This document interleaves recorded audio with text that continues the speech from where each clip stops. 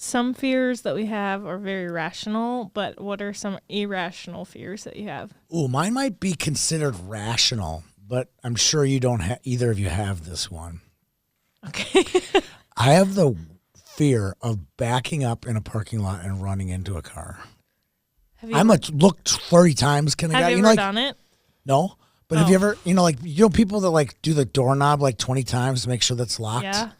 That's my kind of fear when I'm backing up in a parking lot. It's Considering how distracted of a driver you are, I'm very surprised at that you've never done that. I've been in the car twice when my mom has done it. My mom has backed into so many things. Like into like a stationary item? Oh, yeah. Or No, she's backed into someone's car in a parking lot. Was the car moving? Nope. See, that's what I'm afraid of. Stationary things. No, I'm moving. I don't want to back up and get hit by another car or hit another human being or somebody where I could have prevented it. Like, no way. I like that you're afraid of that, but yet you drive like 80. Yeah, but I'm looking forward. I'm looking forward to something about backing up terror. Scares me. A therapist would have a field day with you. I did talk to my therapist about this. In fact, do you also struggle with reflection? Maybe a little bit, but I did. After my mom died, I saw a therapist for like 2 years, like once a month, and that came up. It was a topic. She said, "Do you have any like strange fears?" I'm like, "Yeah, I don't want to back up into a moving vehicle or a bike or a human or something. I don't want to, I wasn't paying attention, kind of thing." Peter, what's yours? Don't say spiders. That doesn't count. It's not spiders. Okay. I have an irrational fear of closing. So my dog gets into everything when we're not at home. Oh, I know the feeling. He panics, and we left the bathroom open once, and he got into every pill bottle you could imagine. We came home, and there's Advil and vitamins all over he freaks out and he starts destroying things. So I'm always afraid that we didn't shut every door and turn off every light. I check the doors probably 4 or 5 times before I leave the house. That's a rational fear, though. I would say it's rational. I feel like there's a limit, though, to it becoming irrational. Like if you're checking behind your shoulder 30 times. And I have a backup thing. I have a backup camera and something that won't allow me to hit something. I have an irrational fear of like leaving the oven on, even though I didn't touch it all day, and I'm backing out. And I'm kind of like, whoa. You said I needed therapy. That's therapy. The oven on is a Laura and I drove to the concert last night almost in silence, and I asked her what was wrong. She said, "I love you. I think you really need to go to therapy and talk to somebody about some of your OCD about the oven, and anxiety. About your oven, leaving the oven on or not." Yeah. Yeah, I do. I have some pretty gnarly anxiety. Yeah. And living in Frogtown did not help. No. Yeah. What's yours there, Kayla Jo? Your guys are like legit fears, though. Mine is just so it stemmed from when I was a child. I went to Florida. Oh, yes. And I was walking on a dock at night. So falling through a dock, that would be a fear. No, my fear was that, specifically at night, that I was going to fall into the ocean and land on something like a creature. That's a legit fear. Like the creature wouldn't feel the disturbance in the surface and get out of your way. They would just be there. Like a manatee, because manatees barely move. So then I became specifically afraid of manatees because I think there's something off about them. They look like dinosaurs. I agree. They're creepy. We were in Florida a lot over Thanksgiving with my in-laws when our kids were super young, and it was like 10 years in a row. Everyone's like, save the manatees. Do this for the manatees. I'm like, dude, let's get rid of the manatees. Those things are disgusting looking.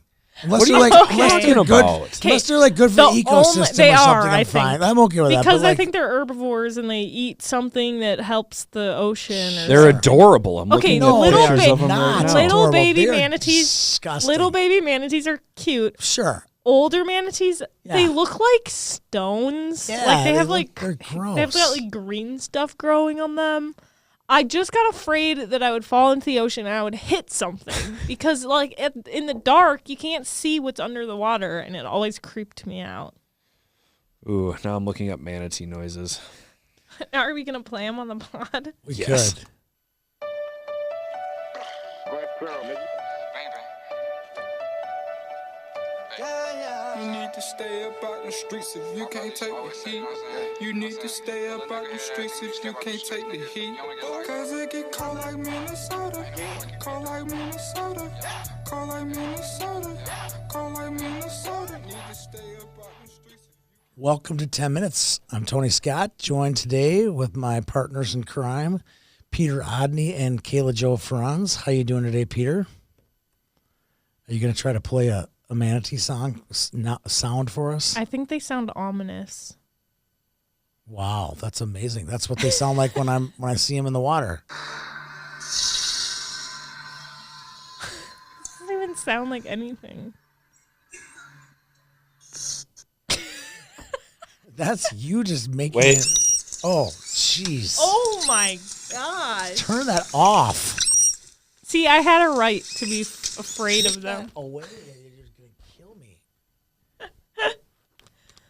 Oh, God. You guys are awful. afraid of that? I am now. I'm afraid of a afraid manatee? more than ever. Actually, I Look at got this cutie. I Look at got this cutie over, pie. I got over my fear. That was a long time ago. But I do have a lot of random manatee objects at my house because people thought it was funny that I was afraid of manatees. I I've got manatee socks. I've got a manatee Christmas ornament. Gross. I've got a manatee stuffed animal. Do you have a manatee body pillow? No, I wish. Okay. I wish it was life-sized. That's a big pillow. All right. Let's get rolling on the show. There was a lot of hockey last weekend. I took in some hockey last weekend. I saw lots of different levels. I reffed. I did a lot. I saw some hockey. What are we going to talk about today, Peter? We're going to talk a little. I'm looking for our sponsor list here. Oh, I got one coming up. Adam Carlson will join the show mid-show. Adam, who's an assistant coach at Fairbanks Ice Dogs. He's the owner of Minnesota Hockey Club, and a coach. Is he really? He's an owner and part owner of Devenir Goaltenders, and now he's rejoining General Sports, and he's doing some goalie performance lab, very similar to their skate performance lab at General Sports, and he's going to talk a lot about that and a little bit about his awesome hockey career that included him going from J Gold all the way to professional hockey. So if you're playing J Gold, you can still make it to the pros, and it's And a great keep all story. your teeth, apparently, because he Yes. smiled when he left. Oh my And I was gosh! like, wow. What a very sharp young man.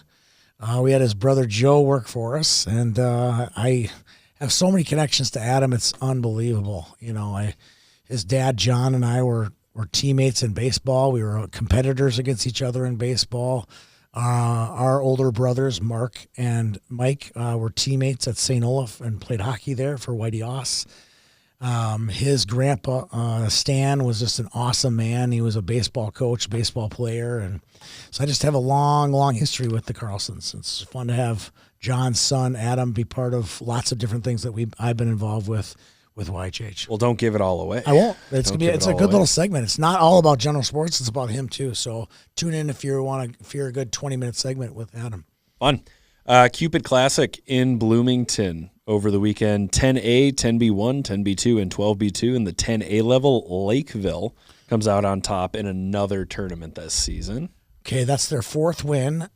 Lakeville, are you ready for this? Yeah. On one of our podcasts, one of our many podcasts, I mentioned that Lakeville is an absolute wagon. Okay. And guess what? They made hats that say Wagon. absolute wagon on Oh, them. boy. Yeah. Yeah. Do we get a cut And of I'm that or getting- no? I want one of those hats, and apparently I got one coming my way. So Did we get a cut of that? congratulations to the Ice Get that? Cats. I want a piece of that. I do. I want a piece of that. I want a piece of that. Mariana Roberts. Mariana. Oh, well, there you go. She was Mari. Mari. There you She go. was the leading scorer for the Ice Cats. Ice Cats. 7 goals and 8 points. And then She 10. should probably start passing the puck a little more. 7 goals and assists. Oh my gosh, stop. Do not turn into one of those. I'm kidding. Twitter I'm trolls. kidding. Stop it. That was just a joke. And then 10B1, 10B2, and 12B2 all went to Chaska Chanhassen. I was and going to say Bloomington. all or Edina. three of those Chaska Chan teams went 3-0-1 on the weekend. Really? Gosh, that's kind of spooky. I kid you not. In the 10B1 level, see if I can read my own writing here. My eyes are starting to get really dry. Samantha Brandt and Lydia Burback were the leading scorers. Brandt had 8 points, and Burback ended up with 7. That's 10v1. Weren't they in our title game? Did you do the title Probably. game? Against Wayzata? Sure. Or maybe they have 2 10v1 teams. I don't know. Okay, so while you're I can't remember. I can't remember all of them. You know how many Chaska Chan teams play in our tournaments? Old for crying out loud. I'm 33. I'm in my mid-30s. Oh, okay, all right, sorry. I'm in my midlife How crisis. How do I know this and you don't? I didn't even broadcast the game. Because you have nothing else going trophies. on. I was a trophy guy. You were a trophy guy. I was. I'm assuming that was the Why team. is that a 1? But I think they beat Chaska Chan. 10v2, Chaska Chan Purple. As I said, 3-0-1, Gemma Tingwall and Wilhelmina Sheeta, the goaltenders. Cool name. That's a cool name. Wilhelmina Sheeta. Yeah, all of it's cool, yeah. Wilhelmina Sheeta. 2 goals allowed in 4 games played. Very close games. Chaska Chan comes out. They got some top. goaltending at the 10 level at Chaska. They do. At the 12B2s, Chaska Chan comes out on top. Charlotte Patton was the leading scorer for the Stormhawks with 5 goals in 4 games. General Patton.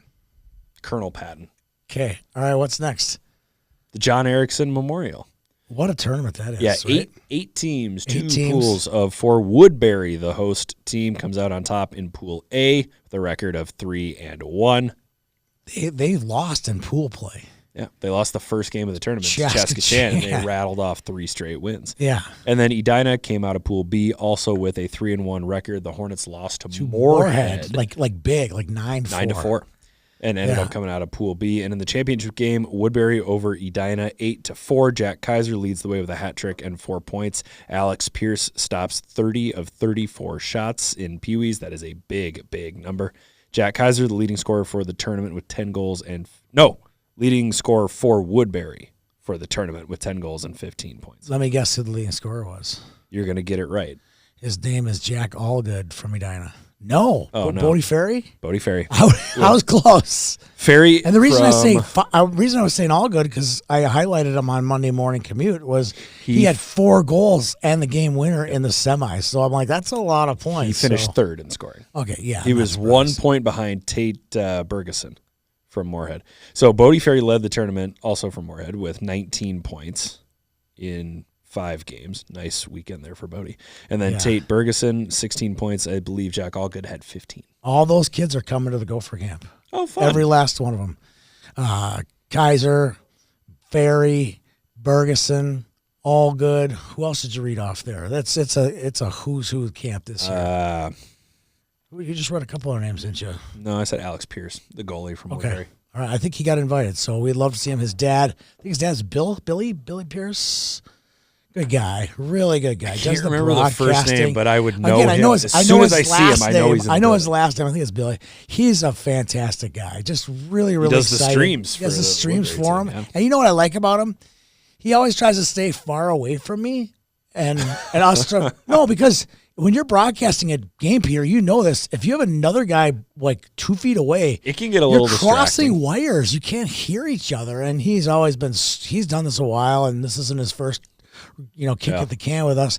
He does a fantastic job, and I always appreciate that we want to stay our distance so we can not get in each other's head. I've listened to his broadcast a couple of times. He's pretty good. Oh, I don't doubt that. He's pretty good. I had some guy this year who was literally standing right next to me.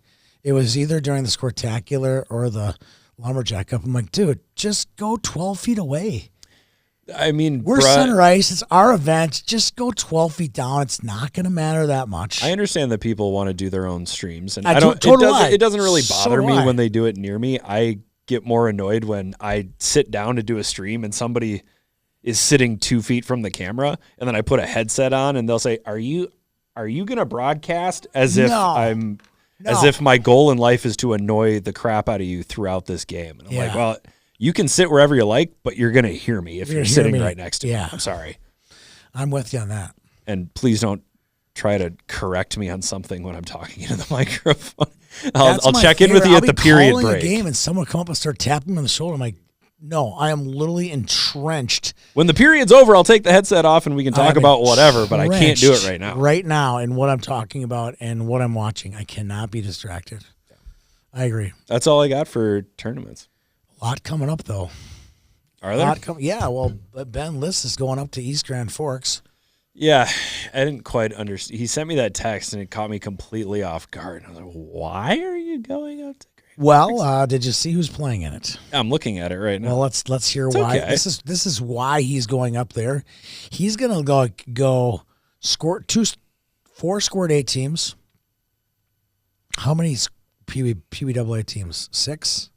5? 5. Woodbury, Edina, Minnetonka, East Grand Forks, Moorhead. That's 5. How many of those teams? Say it again. Woodbury's top 5. East Grand Forks is top 5. Minnetonka's top 5. Moorhead's 7th. And who's the other one? Edina, top 5. All right. So 4 top 5 teams, 4 out of 5 top 5, and then Moorhead, who beat Edina last weekend. So that's a good field. And so what they do is they all play each other 4 games, and the top 2 teams, one plays 2, and 3 plays 4, right? Yep. That's at the PWAA level. At the Bantam AA level, there's only 4 teams, so they all end up playing on Sunday. Correct. And then for score days, it's like a round robin, a 3-game round robin. Probably. Yeah, but there's only 4 teams. Right. They'll play Edina White, Edina Green, East Grand Forks, and Woodbury. And it's Woodbury Royal too. Not that it matters. I actually thought, and I talked to a black parent yesterday, Woodbury black parent, and I mean, you know, stake me to a cross, but I think the Woodbury black team is better than the Woodbury Royal team. You're saying that a little close to Easter. I know, but you know what I mean? I just thought that they were a complete team. And, you know, Dane Hensler is a wonderful hockey player, one of the best we've seen in a long time at the squirt level. But I just think that team is a little bit better, but they just cannot. It's something with them. They can't get over it. And then, obviously, they couldn't get past Chaska either in the semis. But I think that Woodbury Black team is on par. If they win Fargo or if they do something well this year, I wouldn't be surprised. I thought that was a really good team. Yeah, that's a really nice team. It's a good field up there across Bantams, Peewees, and Squirts, and it also looks like these teams will go to UND game. Yes, all of them will go either Friday or Saturday or both. I'm not sure how it works. And Ben will go Friday. So he's going to cover a UND game. He's going to cover Chaska-Chan, Colorado College. At CC in my brain. Colorado College visits UND this weekend, so Ben's going to get his college game on this week. He covered the Gophers for us in Sioux Falls last year in the regional. BU Omaha, and I can't remember who. Hopefully, he's already reached out to the UND Sports Information Department. He has gone through all the proper channels. Oh, good. I believe he's ready to go. And if he's not, I will get him taken care of through a different doorway. So, like the back door, like through the coach's door, the Zamboni door.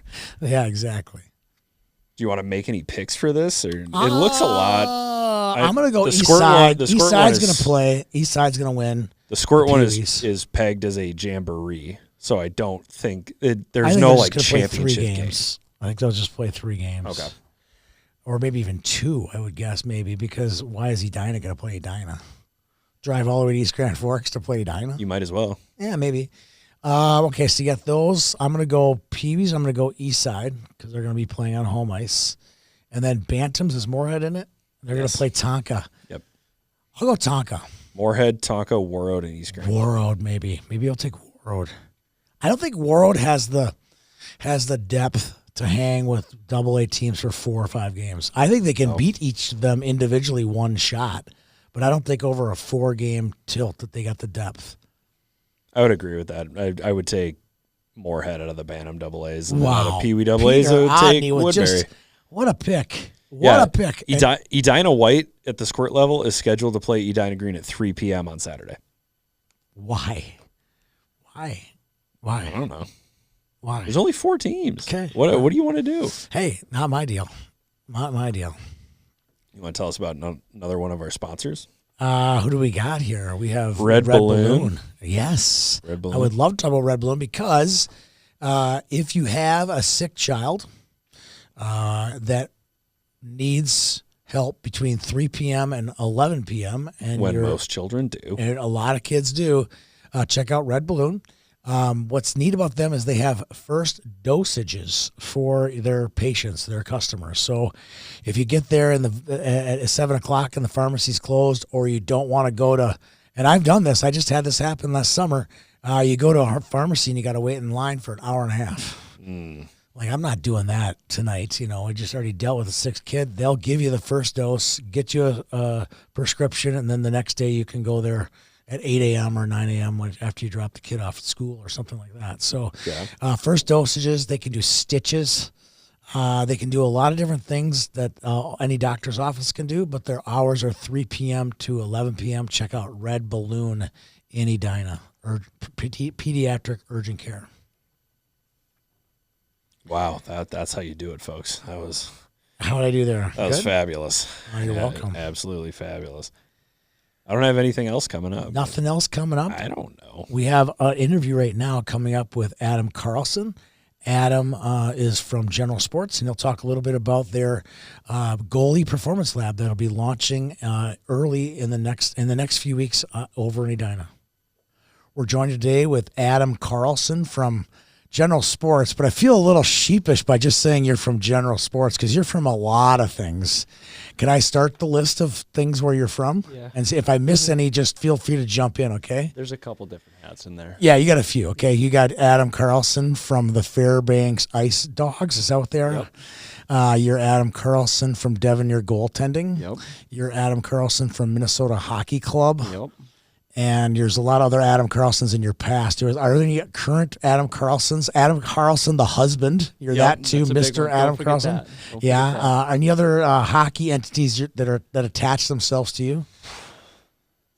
Not too many. Well, That's it. A couple high school teams, but we don't need. Couple high school teams. All right, we got to keep that mic in front of your face here. So we'll get it right. It's a great mic, but if you just wander off a little bit, you get screwed up. Keep it tight. We'll be good. We'll be good. Okay. All right. So we have a few entities there, but before we get to your entities and mostly General Sports here, I want to go a little bit through your career because it's so funny. Matt Happel will say, "Well, he did this." I'm like, I feel like I know. And we're not related, but I feel like we're related because we have so much history, like tons of history, just Without your a doubt. family, and it's crazy how well connected we are, just through your dad and your grandpa and your brother and. Well, did my dad and you? Did you guys go to elementary school together? No, he was a Southwest guy. I was a West Minneapolis guy. But when West closed, our worlds collided in a good way. We had a lot of classes together, whatever. I mean, I've known Johnny forever. Our brothers, your uncle Mark and my brother Mike played hockey at St. Olaf together. I mean, like, it doesn't stop. It's just never ending Carlson Zolzel connections. I love crazy. It's great. So, so I want to tell your story a little bit about your hockey story. And I told you before we turn on, I go, it's going to be the abbreviated version because the long version is way better. And if you ever want to hear about it, just Google Adam Carlson. Never give up, and then you'll find all kinds of stories. But let's just start there, and I think it's a great story, so we'll just talk about it. You were a goaltender in the Edina system that didn't make the varsity. Yep. And you played junior gold hockey, and just quickly go through that experience of being a J Gold guy, and then where he ends up here. Just hold on, it's really exciting. Well, so do you want me to go through the start of the junior gold or just all through it? All through it, all through it. Well, so. You loved hockey. Did you at this time work at General Sports too? So I started working at General Sports in, I believe it was either January 2nd, 2009 or January 2nd, What's your grad year? Were you like 14? 2012. 12. So Where was Willie Benjamin? He was 13. He was okay, a year behind you. Okay, yep. all right. Because he's part of the reason you were J Gold, right? We were goalie partners at the Brick together. Yes. Yep. Yes. Way back. We go way back. Did he go to med school? Yes, I believe he's already a doctor.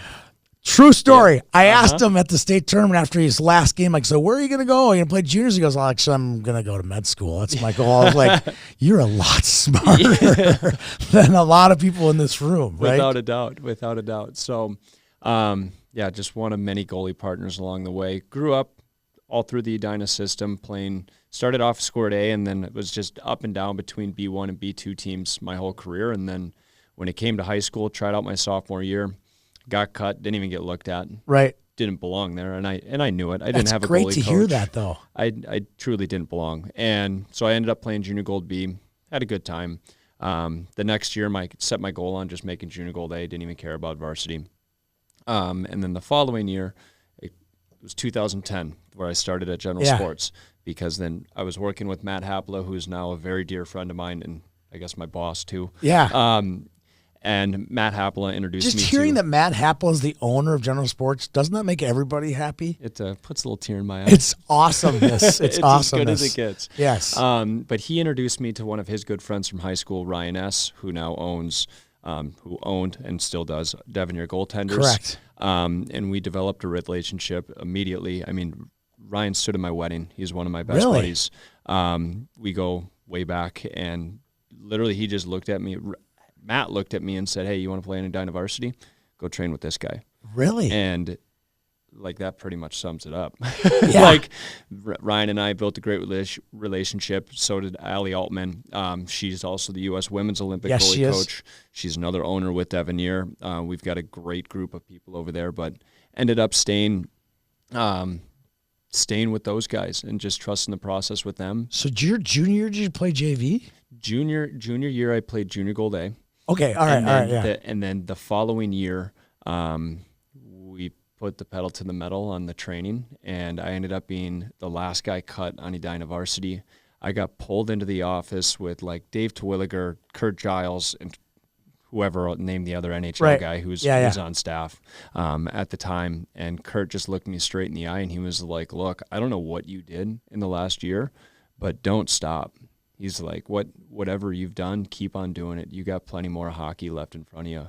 That'd be good to hear after getting cut, right? And we had like 15 guys get cut that year. There was like 13 that had played varsity.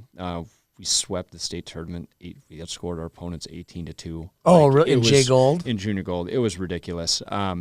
So we had a lot of guys who held a ton of animosity towards the program. And to this day, Kurt Giles and I, like, we don't see each other often, but we're very cordial. We got a good relationship. Yeah.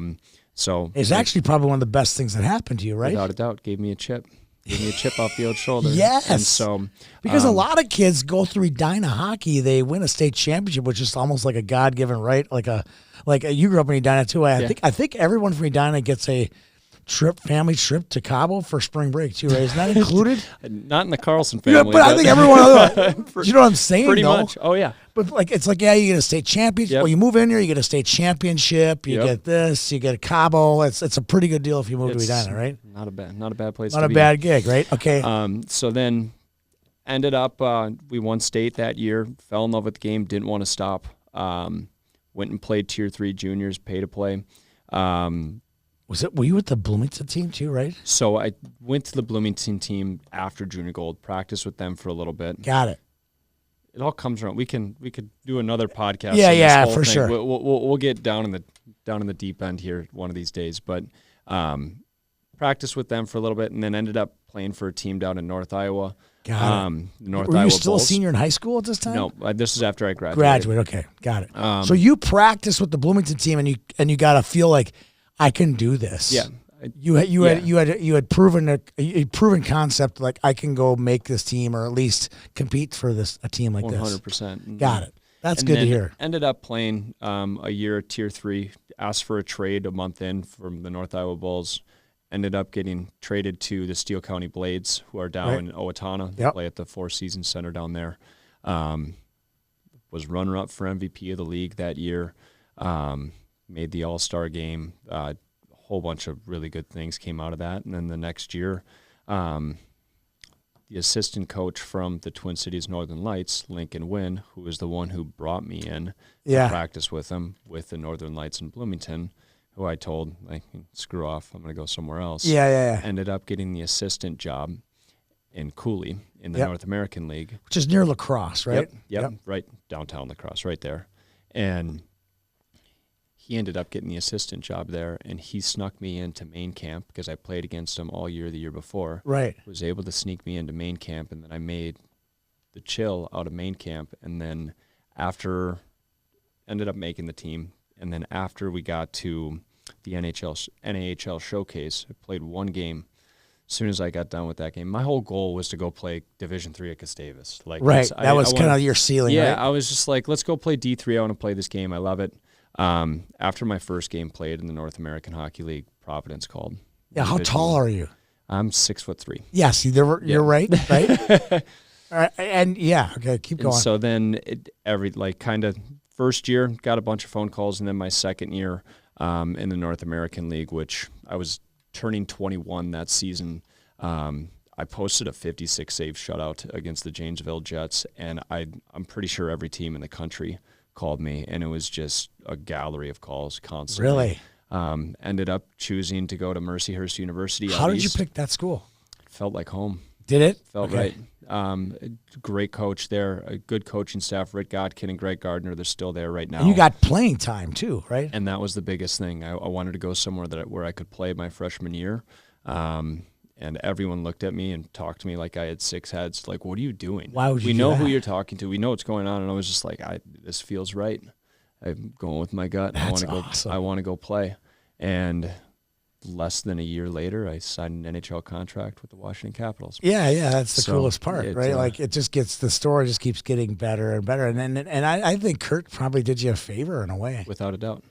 You know, I think it's a great story. So until that NAHL showcase, I call it the NAHL showcase, before the NA showcase, you still had a really low bar. And was it the recognition, or was it the hard work? What do you think? What was, got you going?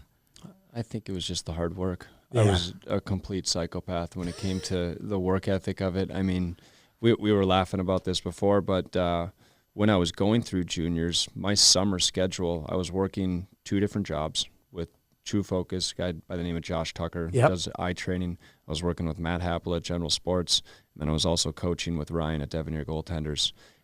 On top of that, I had horrible grades in high school, so I had to get my GPA up. I was also a full-time student at Normandale Community College. Really? And I was on the ice anywhere training 2 to 3 hours a day as well in the midst This is of all that. through your junior experience, right? Junior And experience. college too, I'm sure, right? And then through college. And even when you were playing pro, I'm sure were you coming back? What were you doing? I'd come back in pro. I'd come back and work at the shop all the time. Yeah, I loved it. So you actually worked, and for a lot of people don't know about the 50th in France. Oh yeah. Was that your first spot? Was at 50th in France? Yep, lurking in the basement over there. Okay. So before we can move on anywhere else, I know this is kind of a general sports segment, but like, you realize I went to Southwest, right? So this is like right down the street. We would walk to General Sports, get our skates sharpened, and walk back for lunch hour. That's how close GS was to us.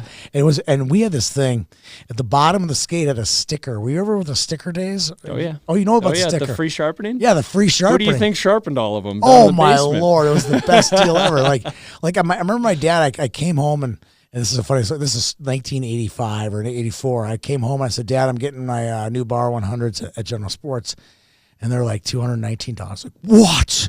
That's a ripoff. I'm like, Dad, but skate sharpening's $3. I'm gonna get them sharpened. I did the math. It was like 60 times. That's $180 right there. Yeah. Boom. So I'm basically getting skates 50% off. No, I said I'm getting skates for $30. Right. He's like, that's a good point.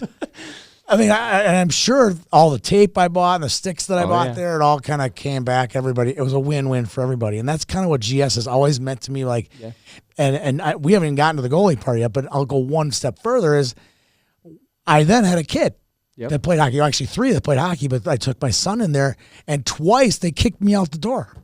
Said, your skates are fine. We don't need new skates. We just need to do something here. And Jeff Rashavi, I'm sure you know Jeff really well. I love Rashavi. Shavi's like, no, you don't do this, do this. And I was like, wait, I'm trying to give you money right now. We're not taking it. We're not taking your money. And that was what impressed me the most. And then I met Matt, and those two were just go tag team on Jake's skates, on repairing them, lengthening them. Like, these are the guys that you want to do business with, is what I left with. These are and when they asked for money, they were really asking for money. It was a good deal. So that was my takeaway from General Sports as a consumer before I became their pitch man, or whatever I'm called for those guys. Yeah.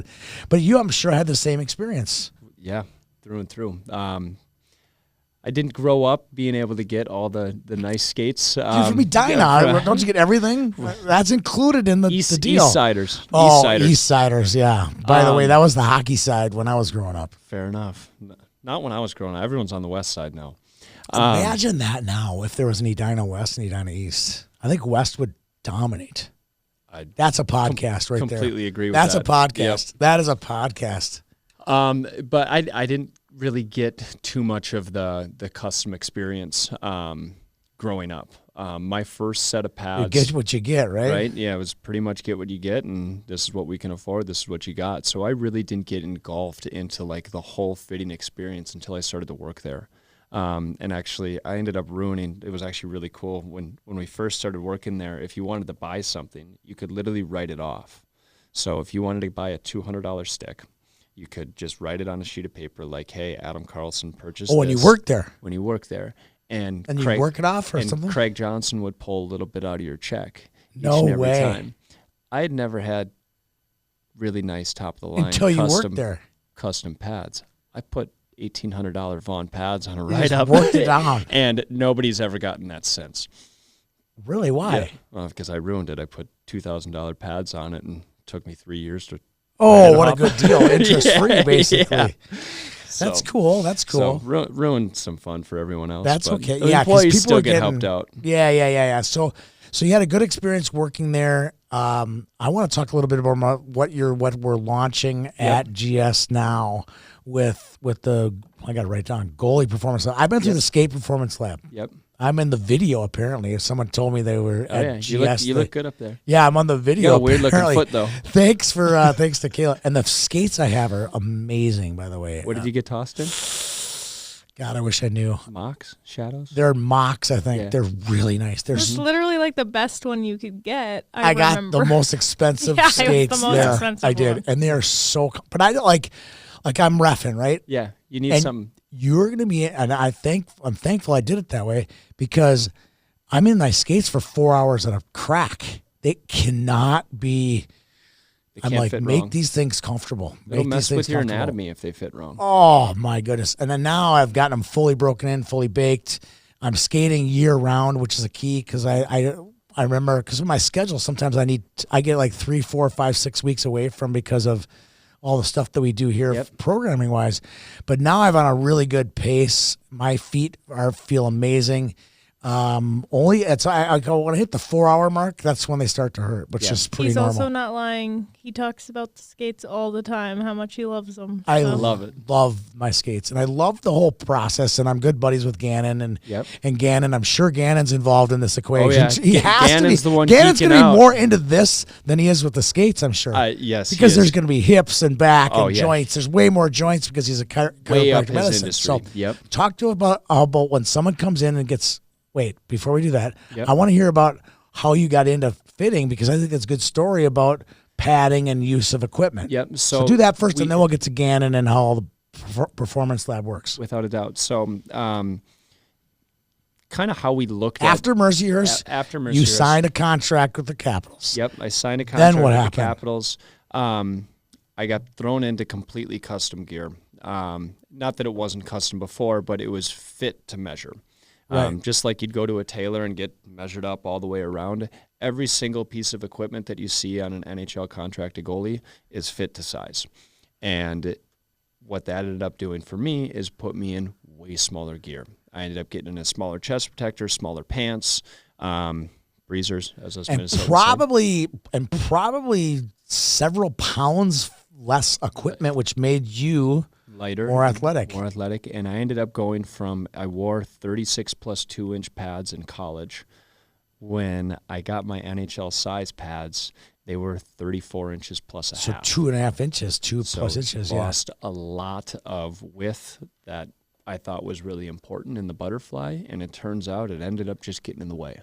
The Right. gear was way too big. I ended up becoming a better goaltender, and you can see it. You look at the mid-2000s to the 2010s, like how much better goalies are. It's Right. ridiculous because Yes. they can move better. It's the equipment was lighter. Obviously, technology has gotten better, but it's also gotten smaller because the regulations have forced it to happen. 'Cause Correct.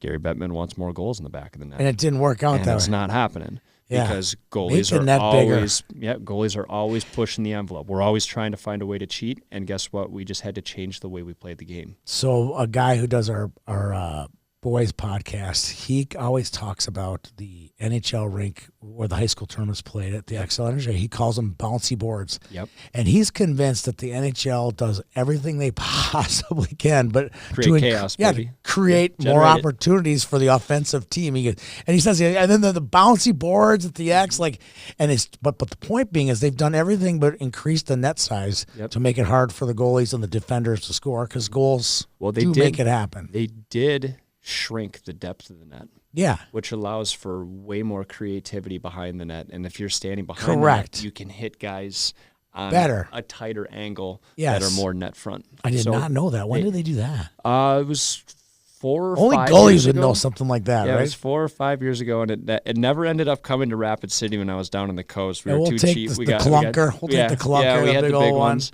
That's interesting. I never knew that. It was 4 or 5 years ago they changed the depth of it. So if you look at an NHL game, you can see like the back of the net, like the top of the net, it's like 6 inches wide. Whereas if you look at any youth rink, it's like 1.5 feet wide at the top of the net.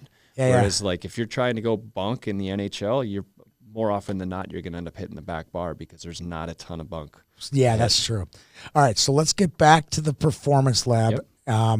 Before we get to the lab and get to Gannon and get to all the steps, one of the reasons you got into this business with Haps is because you're in rinks all the time and you're a goalie coach. Yep. So you must come across over 100 or 200 goalies a year. More than that. 300 goalies a year. Like I ran into you at Dakota on Sunday. I'm running into ref and you're running to run a. Yeah. I'm guessing you go to run goalies for Prior Lake, right? That's what we're doing. So you're in there and you see all these goalies. Out of, let's just say, give it a number. Out of 100 goalies, how many are properly equipped that you see? In the youth part of the Youth, game? yes. In the Youth or high school? Well, high school's probably got. High schools, we're looking more 50-50 in high school. Okay. But I'd call it more 30-70. 70% don't fit the right way. 30%. 30-70. And then what about the youth? Youth, I'd say that 90% have improperly So fitting 10-90. Yeah. So 90% of the youth goalies in the state of Minnesota aren't properly equipped. Correct. And now General Sports is building a goalie performance lab for you to come in and get properly equipped. Yep. And that's top to bottom. And let's talk about Gannon now. This is the spot where we drop Gannon in. So Gannon is the man. He's the science behind all of it. He's our chiropractor at General Health and Wellness with General Sports. With him, we're able to come up with an entire sizing program. We literally measure everything, every part that you can think of when it comes to like equipment that a goalie fits. We're going to be doing. We're talking hip width, distance between our hip to the center of our knee for breezer How about sizes. like wrists and elbows for Wrist all of elbows, the blocker for all of it. Yeah. You name it, we're getting a measurement for it. We're getting a measurement from our neck all the way down to our chest. Like I can't give out all of our measurements here. Right. But just for different types of neck guards, because if you look on the internet right now, there's 15 different companies that are making specialized different neck guards because we've all seen what's happened the last few years, and it's imperative for us to be able to have. We're making all these little adjustments and trying to make sure that we get everyone into the most perfect fitting gear possible. All right, so tell me how this is going to work. Let's pretend I have little Johnny with an ill-equipped goaltender, 11, 12, 13-year-old, or Jenny for that matter, goaltender. How do they make an appointment with you guys? What's the process look like from the beginning to the end? And usually they're probably going to wait till the end of the season. So we're coming up in the end of the season. You're not going to get new pads for districts right now, but you're going to probably maybe get new pads for the spring, summer, and getting ready. So explain to me the process, or explain to our audience the process. So you guys can log on to generalsports.com. You'll be able to make an appointment. Appointments are very scattered. We're only set for 1 day a week right now. Okay. Just because. What day is it? Wednesdays. All right. Wednesdays. Sorry. We're gonna be launching soft launch on the 19th, February 19th. Okay. And so you'll be able to jump in and log in and be able to select a time that works for you. We're gonna have select times, but when you get into us. And you don't go to the actual General Sports. You go to Braemar Park, which is their warehouse, which is about a mile southeast of there, right on the 494, 169 area right there. Right there. And what will happen when you go through the whole process? You talked a little bit about the measurements, but talk about the whole process and ordering, how long it takes to get the equipment, all that stuff. Yep. So first, you make the appointment. We get you guys into the warehouse or our performance lab, which is connected to our warehouse. Right. You'll meet with Gannon. You'll go through all the measurements, and there's a list of 25 to 30 different measurements that everyone's going to be going through. Right. Anywhere. That sounds kind of cool right there. Yeah. It's okay. This is custom, right? Testing flexibility, testing range of motion, all of it. So because what a lot of people don't understand is each different model that each different company has serves a different purpose. You got a soft pad, you got a hard pad, you got a pad that's got a flat face on it. You've got so you'll get them in the right equipment based on their body, not based on, we're selling a lot of CCM. Let's get some CCM in here, or Vaughn, or whatever, right? We do not care what brand that you're going to get into. It's just the right brand for their body. Right brand for the body and their style of play. Got it. So, and we'll even go as far as to checking out some film to see exactly how you're moving. And so we're getting down and dirty with it. And do you factor in the fact of where the kid is level-wise, too? 100%. Like, okay, this is a PWC kid. And no offense, he's a PWC kid. He's just learning. He's just going to get off the – you're not going to rack up some big bill on the guy because it's Absolutely like, not. Why would we put him in all this super high-end stuff versus the kid who's, the guy who just finished his senior year in high school and he's going to go play juniors in the USHL or the NUL. Like, that guy's going to need the best of the best. Top of the line. Correct? Without a doubt. Yeah, and you put everything gets thrown into the equation. From, your guys' the family's budget to the level that they're playing, how often they're on the ice, how committed are they? Are they doing extra goalie work on the side? Or are they just being a shooter tutor at any given practice? Like, where are we at here? So we take everything into account. That's kind of cool. Yeah. So we try to make sure that it is the most personable fitting process out there. All right. Are you ready for the pitch? Remember some of the pitch, man, right? Yeah. Like, so all the things that I've said about skates, about you guys and the skate experience that I've had, not just with me, but with my son and going back to high school. I mean, this is your dad and I are the same age, like goes way, way back, right? Yep. So the experience has always been top notch, especially on the performance lab, the skate side. So basically what we're doing now, General Sports has decided, hey, we have so many customers that love us at the skate part of this world. We're now duplicating that for the goalie world. Yep. So wherever you are, you could be in Warroad right now. You could be in Duluth. The crazy is all my buddies from Moorhead, all of them are like, we get our skates done by Matt. We go down and talk to Tori. They're going to have that level of experience when it comes to goalie pads. Without a doubt. This was easy. Yeah. This was easy. Thanks for being here, Adam. Thanks for having me. Adam Carlson from General Sports. Devon goaltending. We could go on and on. Fairbanks Ice Dogs, you name it. He's the man. I appreciate you being here, Adam. Thanks for having me. Appreciate it. Well, thanks, Adam, for coming in. It was fun to sit down with him and reconnect on a lot of different avenues. Peter, let me just tell you really quick a summary of what we discussed. Well, I was going to ask, but you can just go ahead and tell me. Well, did you sit through the performance lab skate stuff with me? Were you there that day? No. You were not there. Kayla was Kayla there. is vehemently shaking her head that I was not there. Don't worry, So Kayla. basically you go, so I'll give you the skate lab deal.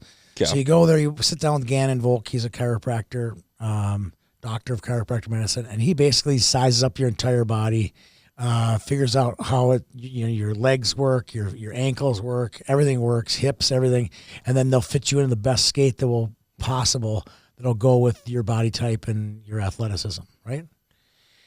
Now they're doing the exact same thing, the scientific evidence when it comes to goalie equipment. We're talking, they measure every part of your body, they examine who you are, and they figure out what it's going to do. And they obviously factor in the budget. And then you can get a custom set of goalie equipment.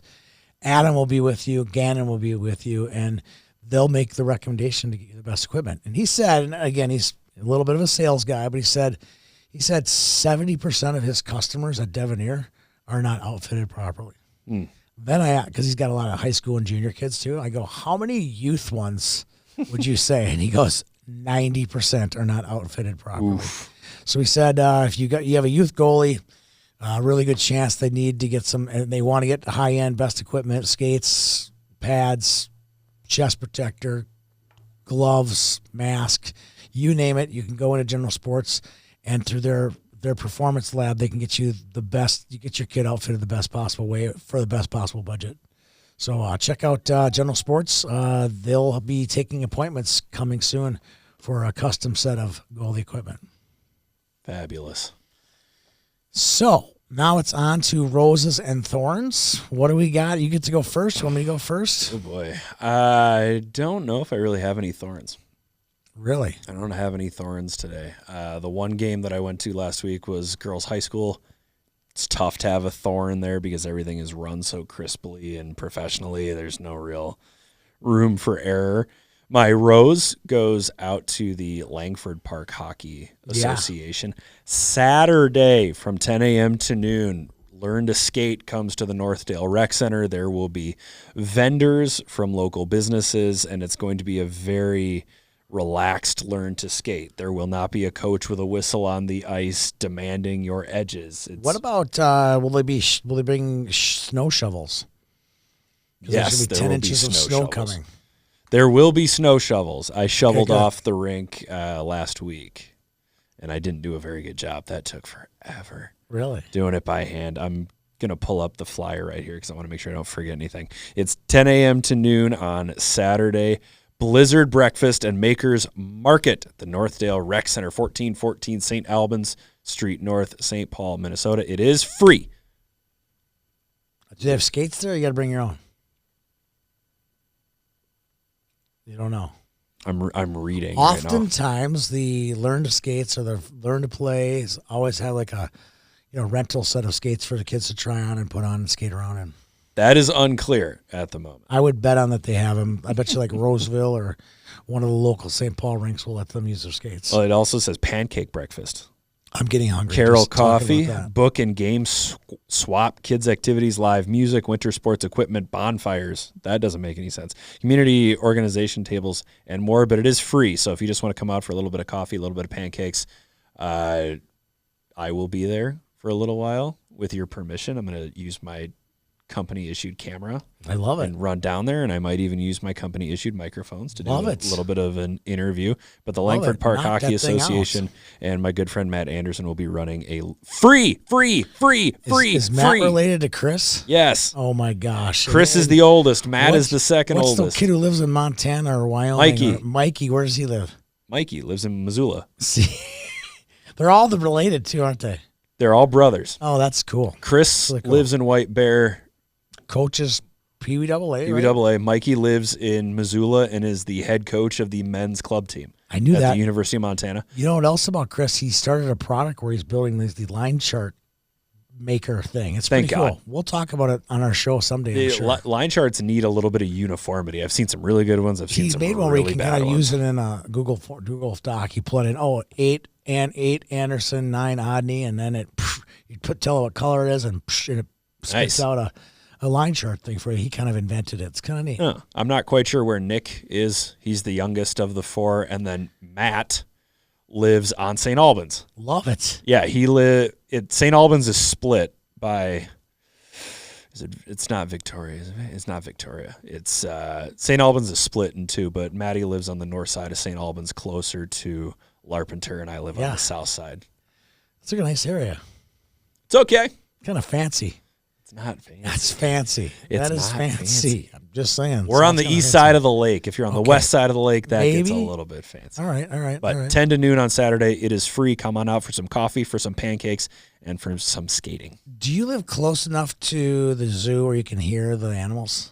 Not the animals, but I can hear the concerts that go on at the pavilion across the lake. Because I think I said this on a prior podcast. When I was playing golf, I played at the golf course there a couple of times, and man, a couple of holes are right next to you hear the zoo. Lions and tigers and bears. It's pretty cool. By the way, the zoo is free.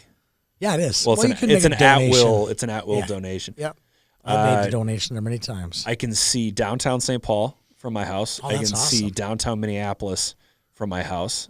and I can see the pavilion. What's the pavilion? The pavilion is the big. The biggest, the big building on Como Lake. Oh yeah, because Como Lake, when it was first established as a lake in the 1800s, there were resort hotels along the shorelines where rich people that owned buildings downtown. Still kind of rich people. On the west side of the lake, yes. On the east side of the lake, no, not at all. Not at all. Okay. No. 10 to noon, Northdale. Free. I got one more. I got a rose for you as well to my friends over formerly at Map South, now APX Hockey. Apex The name Predators. has definitely changed. You won't hear the map word anymore. You're going to hear us talk about APX Hockey. Same people, same great service, just a new name.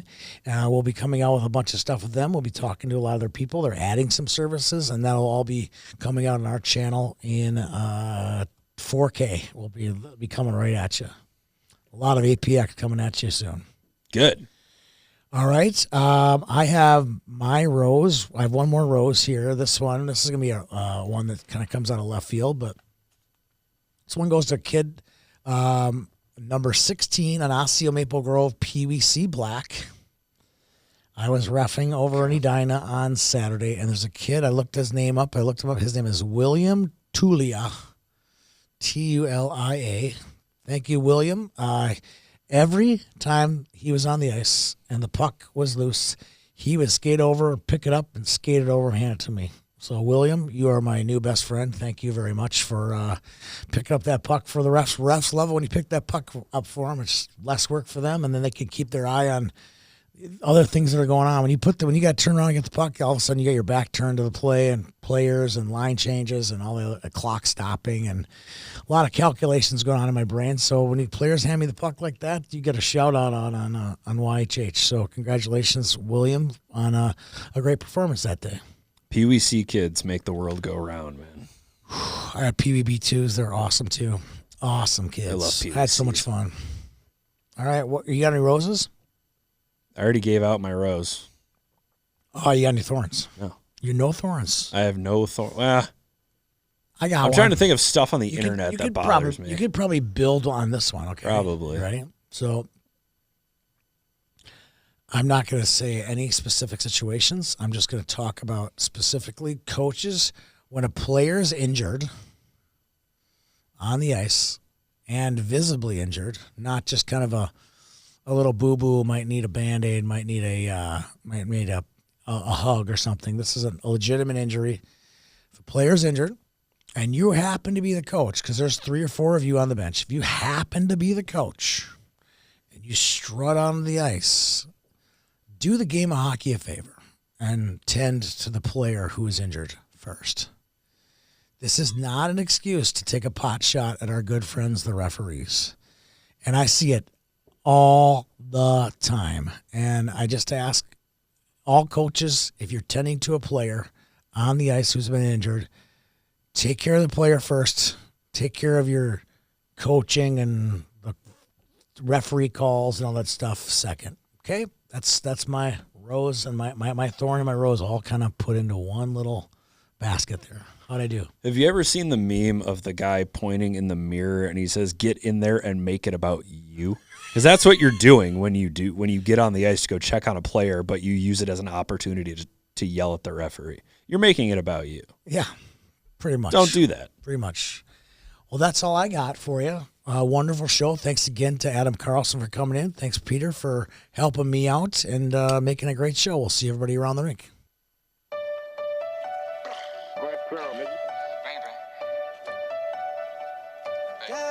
You need to stay up out the streets if you can't take the heat. You need to stay up out the streets if you can't take the heat. Cause it get cold like Minnesota. Cold like Minnesota. Cold like Minnesota. Cold like Minnesota. Need to stay up out the streets.